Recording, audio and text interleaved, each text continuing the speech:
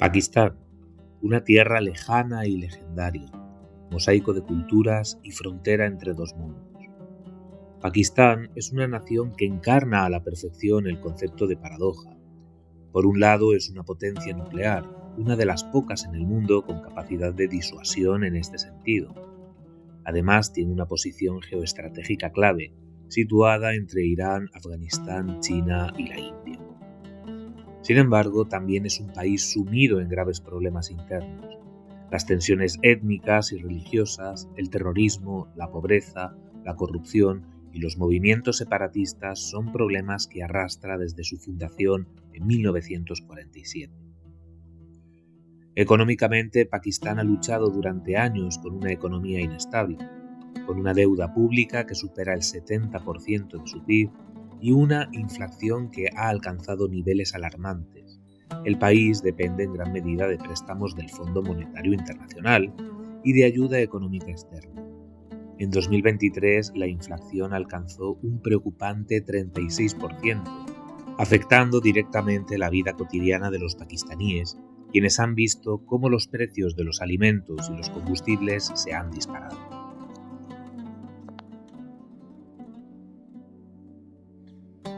Políticamente el país no está mucho mejor. Las tensiones entre el gobierno y las fuerzas opositoras, junto con las continuas intervenciones militares en los asuntos políticos, han debilitado las instituciones democráticas. Las luchas entre diferentes partidos, como el Movimiento por la Justicia de Pakistán y la Liga Musulmana, han dado lugar a una profunda crisis política. Y ahora, en este ya complicado escenario, se suma un nuevo factor de incertidumbre. El Senado de Pakistán ha aprobado una reforma constitucional que podría cambiar el rumbo del país. Esta enmienda reduce significativamente los poderes del Tribunal Supremo y otorgan al primer ministro la capacidad de controlar el nombramiento del presidente de la Corte. Pero en realidad, ¿qué significa esta reforma para el futuro de Pakistán? Vamos a analizarlo en profundidad. La reforma constitucional. El 20 de octubre de 2024, el Senado de Pakistán aprobó una enmienda constitucional conocida como la 26ª enmienda. Este cambio tiene como objetivo reformar la relación entre el Poder Judicial y el Ejecutivo, reduciendo las competencias del Tribunal Supremo. Entre las modificaciones más importantes está la eliminación del poder suo motu, que permitía al tribunal intervenir en ciertos asuntos sin necesidad de que una demanda fuese presentada formalmente. Además, se limita a 3 años el mandato del presidente de la Corte. El cambio más controvertido, sin embargo, es que el primer ministro ahora tiene el poder de nominar al presidente del Tribunal Supremo, rompiendo con la tradición de que el juez más veterano asumiera automáticamente este cargo. Esta medida tiene una implicación directa en la sucesión del hasta ahora presidente Qazi Faiz Issa, quien se jubiló el 25 de octubre, al cumplir los 65 años. Bajo las normas anteriores, el juez Masur Ali Shah habría asumido automáticamente el cargo, pero con la nueva ley el gobierno podrá nombrar a otro juez. La aprobación en el Senado no es el final del proceso. La reforma aún necesita ser ratificada por la Cámara Baja del Parlamento, donde el gobierno necesita una mayoría de 2/3 para su aprobación definitiva, con 213 escaños. El gobierno está cerca, pero aún le faltan 9 votos para alcanzar la mayoría necesaria.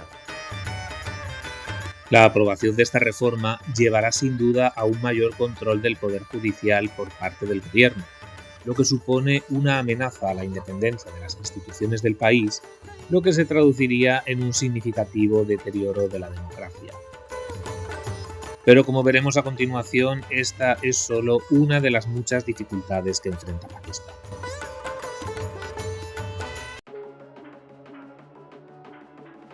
La Shia y la Sunna. Uno de los mayores retos que enfrenta Pakistán es la violencia sectaria. El país está compuesto mayoritariamente por musulmanes sunitas, que representan aproximadamente entre el 85 y el 90% de la población, mientras que los chiitas constituyen entre el 10 y el 15%. Esta división religiosa ha sido una fuente de conflicto durante décadas y la violencia sectaria sigue siendo una realidad en la vida diaria de muchos pakistaníes. Los ataques contra la minoría chiita han sido frecuentes y letales. Uno de los más graves fue el atentado en la ciudad de Quetta en 2013, cuando un grupo extremista sunita detonó una bomba en un barrio chiita, matando a más de 90 personas. En 2021, otro ataque contra la comunidad chiita en Magh resultó en la muerte de 11 trabajadores mineros. Estos son solo algunos ejemplos de una larga lista de actos violentos motivados por las diferencias sectarias. Muchos grupos extremistas han utilizado la división entre sunitas y chiitas para sembrar el caos. Estos grupos no solo han atacado a la comunidad chiita, sino que también han dirigido sus acciones contra el gobierno y las fuerzas de seguridad. Este tipo de violencia interna también tiene repercusiones en la estabilidad política del país. Las tensiones religiosas agravan las divisiones internas y dificultan la creación de un gobierno inclusivo y estable. En este contexto, la reciente reforma constitucional podría empeorar la situación si el control del poder judicial por parte del gobierno facilita la represión de ciertos grupos o comunidades. Un dato a tener en cuenta es que el partido político que representa las reivindicaciones de la minoría pastún ha sido recientemente ilegalizado, siendo esto una muestra del nuevo rumbo que está tomando la democracia en el país. Muchos problemas.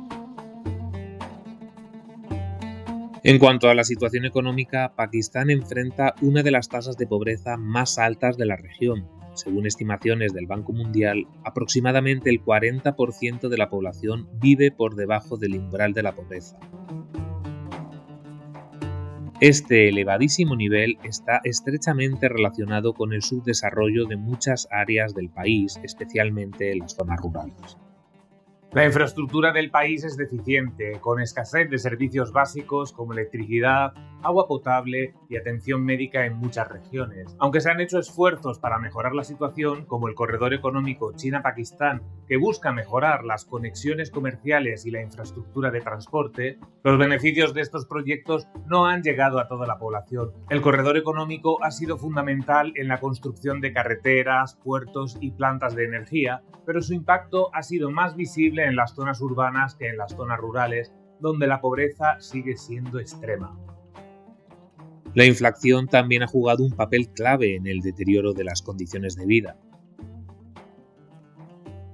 En 2023 la inflación alcanzó el 36%, afectando a los precios de casi todos los productos. Para millones de pakistaníes el costo de la vida se ha vuelto insostenible. A pesar de estos retos, hay algunos indicios de mejora. La tasa del crecimiento económico del país, aunque volátil, ha mostrado signos de recuperación en ciertos momentos. Además, el aumento de las remesas de los pakistaníes que trabajan en el extranjero ha sido una fuente importante de ingresos para muchas familias. No obstante, la reforma constitucional y la creciente centralización del poder en manos del gobierno podrían aumentar la incertidumbre económica si esto conduce a una menor seguridad jurídica. Baluchistán en el punto de mira. La provincia de Baluchistán, situada en el suroeste de Pakistán y dividida en dos por la frontera iraní, es la región más grande y rica en recursos del país, pero también es la más subdesarrollada. Durante décadas, los baluchis han luchado por una mayor autonomía e incluso por la independencia, en un conflicto que ha resultado en miles de muertos. Los baluchis argumentan que el gobierno central explota los recursos naturales de la provincia sin proporcionar beneficios a sus habitantes. La región es rica en gas natural, carbón y otros minerales, pero la pobreza y el desempleo siguen siendo muy altos. Además, las fuerzas de seguridad han sido acusadas de violaciones de derechos humanos en su lucha contra los separatistas, lo que ha aumentado las tensiones. El conflicto en Baluchistán es, en gran medida, una guerra olvidada. Si bien los ataques separatistas no suelen aparecer en los titulares internacionales, la violencia es constante. En 2022, por ejemplo, un ataque separatista contra las fuerzas de seguridad dejó al menos 10 soldados muertos. Este no es el único movimiento separatista en Pakistán. En la provincia de Sindh también hay tensiones entre las comunidades locales y el gobierno central, aunque la violencia allí no ha alcanzado los niveles de Baluchistán. Además, las tribus pastunes del norte del país, cerca de la frontera con Afganistán, también han tenido enfrentamientos con el gobierno. La reforma constitucional podría tener un impacto en estos movimientos separatistas si el gobierno usa su nuevo poder sobre el sistema judicial para reprimir más duramente estas demandas de autonomía. Con esto el gobierno de Islamabad podría ser más efectivo en el control de la región, pero por otro lado es casi seguro que las tensiones aumentarían y nadie sabe hasta dónde podría llegar la escalada.